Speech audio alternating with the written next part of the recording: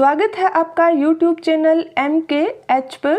इस video series में हम NCERT का कंप्लीट सिलेबस करेंगे। इस वीडियो में हम NCERT की क्लास 10th की बुक फर्स्ट फ्लाइट की पोएम अमांडा करेंगे। Amanda written by Robin Klein. Poem शुरू करने से पहले थोड़ा सा पोइट के बारे में जान लेते हैं। रॉबिन मैकमोहन क्लाइन, इनका जन्म 1936 में हुआ था। Is an Australian author of books for children. ये ऑस्ट्रेलियन की है। ये ज़्यादातर बच्चों से रिलेटेड बुक्स ही लिखती हैं। पोएम शुरू करने से पहले मैं आपको थोड़ा सा पोएम के बारे में ओवरव्यू दे देती हूँ। इस पूरी स्टोरी की मेन कैरेक्टर अमांडा है।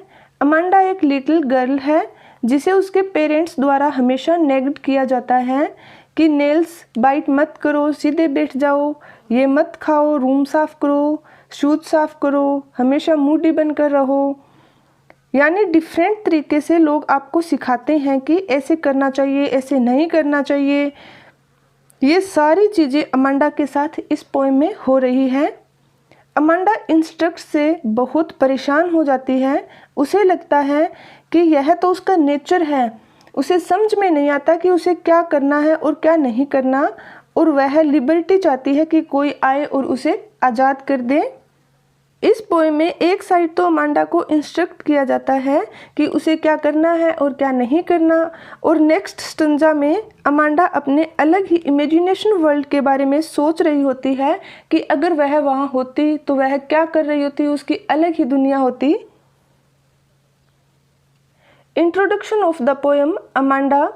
The poem Amanda is about a small child whose parents are forever nagging her about what to do and what not to do. यह पोएम एक छोटी सी बच्ची अमांडा के बारे में है जिसके पेरेंट्स उसे हमेशा नेगिंग मीन्स होता है तंग करना या बार बार टोकना, कि उसके पेरेंट्स उसे बार बार बोलते हैं कि उसे क्या करना है और क्या नहीं करना। This frequent interference makes her very unhappy. उसे बार बार टोकने से वह बहुत ज़्यादा दुखी हो जाती है। It seems as if she is not free to do anything that she wants to do. उसे लगता है कि वह बिल्कुल भी फ्री नहीं है जो वह करना चाहती है। She wants freedom from all restriction. वह इन सभी रोक टोक से फ्री होना चाहती है। She considered herself to be Rapunzel. वह अपने आप को एक रपुंजल की तरह कंसिडर करती है। And yearns that some prince will come for the sake of her liberty. yearn होता है इच्छा करना। वह इच्छा करती है कि एक प्रिंस, एक राजकुमार आएगा और उसे आज़ाद कर देगा। Now we will start poem. Don't bite your nails, Amanda. Don't hunch your shoulders, Amanda. Stop that slouching and sit up strength, Amanda. इस स्टंजा में अमांडा को इंस्ट्रक्ट किया जा रहा है। इसमें एग्जैक्ट तो नहीं बताया गया कि उसे कौन इंस्ट्रक्ट कर रहा है, बट नॉर्मली मदर्स ही बच्चों को समझाती है कि उसे क्या करना चाहिए और क्या नहीं करना चाहिए। तो हम इस पोएम में मदर को ही मानकर चलेंगे कि उसकी मदर ही सब कुछ अमांडा को बोल रही है। Don't bite your nails, Amanda. अपने नेल्स को बाइट मत करो, अमांडा। Don't hunch your shoulders, Amanda. Hunch होता है बेंड करना। अपने कंधों को बेंड मत करो, Amanda. Stop that slouching and sit up strength, Amanda. Slouching होता है लेजी सा बनना, कि बिल्कुल ही लेजी से बनकर मत बैठो, बिल्कुल सीधे होकर बैठ जाओ, अमांडा। ये सारी बातें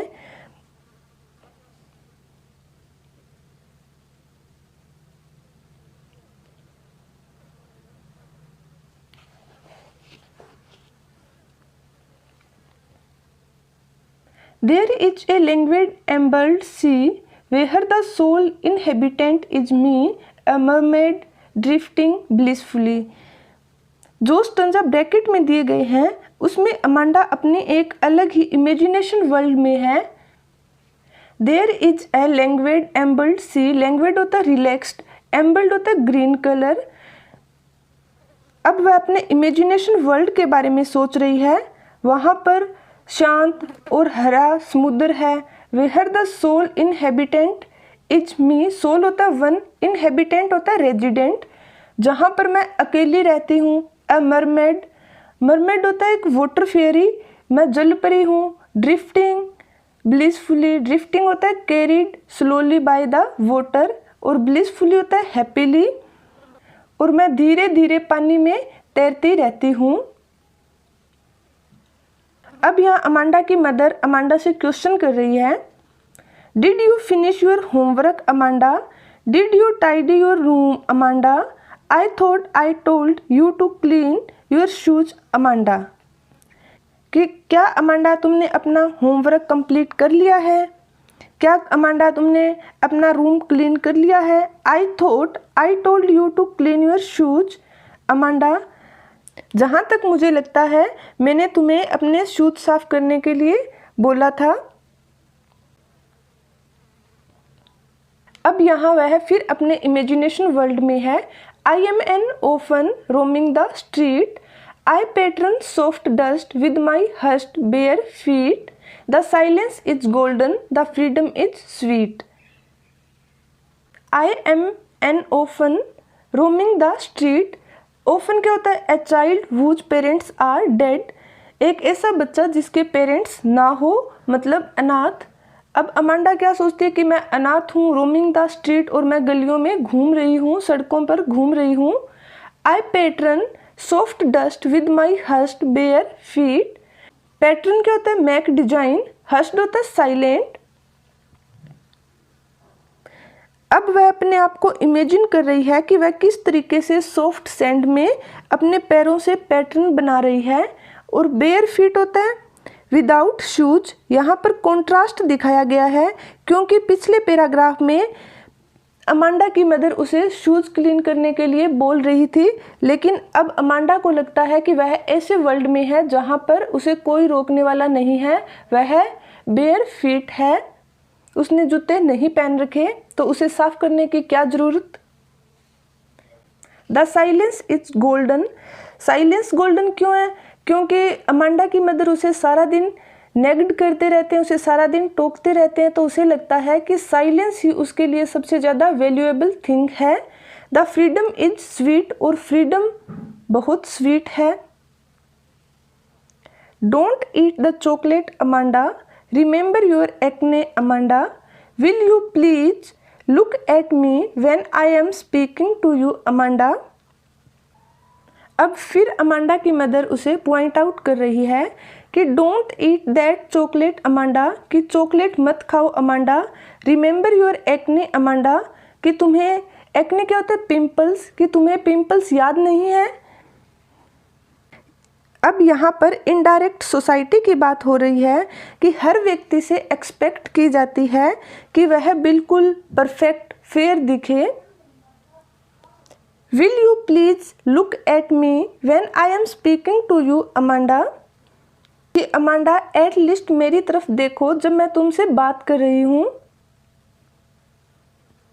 अब फिर इस पैराग्राफ में अमांडा अपने इमेजिनेशन वर्ल्ड में क्या सोच रही होगी? I am Rapunzel, I have not care life in a tower, it's tranquil and rare, I will certainly never let down my bright hair. I am Rapunzel, मैं एक Rapunzel हूँ। Rapunzel एक परी की कहानी है। वह एक लड़की होती है और उसके गोल्डन कलर के बहुत लॉन्ग हेयर होते हैं, और वह एक टावर में रहती है। वह जब टावर से अपनी खिड़की से अपने हेयर को लेट डाउन करती है, नीचे गिराती है, तो ही उसके टावर में कोई जा पाता है। तो यहाँ पर अमांडा अपने आप को रपुंजल मानती है कि मैं रपुंजल हूँ। I have not a care, मुझे किसी चीज़ की केयर नहीं है। Life in a tower is tranquil and rare, tranquil क्या होता है? बिल्कुल काम, शांत, और रेयर होता है अनकॉमन। टावर में मेरी लाइफ बिल्कुल शांति और अनकॉमन होगी। I will certainly never let down my bright hair, लेकिन यहाँ पर एक चीज़ है जो रपुंजल जैसी नहीं होगी, मतलब मैं अपने बालों को कभी भी लेट डाउन नहीं करूँगी कि कोई मेरे टावर में आ जाए। यहाँ पर अमांडा सोचती है कि मैं वहाँ पर बिल्कुल शांति से बिल्कुल अकेली रहूँगी, मुझे बिल्कुल भी पसंद नहीं होगा कि कोई मेरे टावर में आए और मुझे नेग्लेक्ट करे।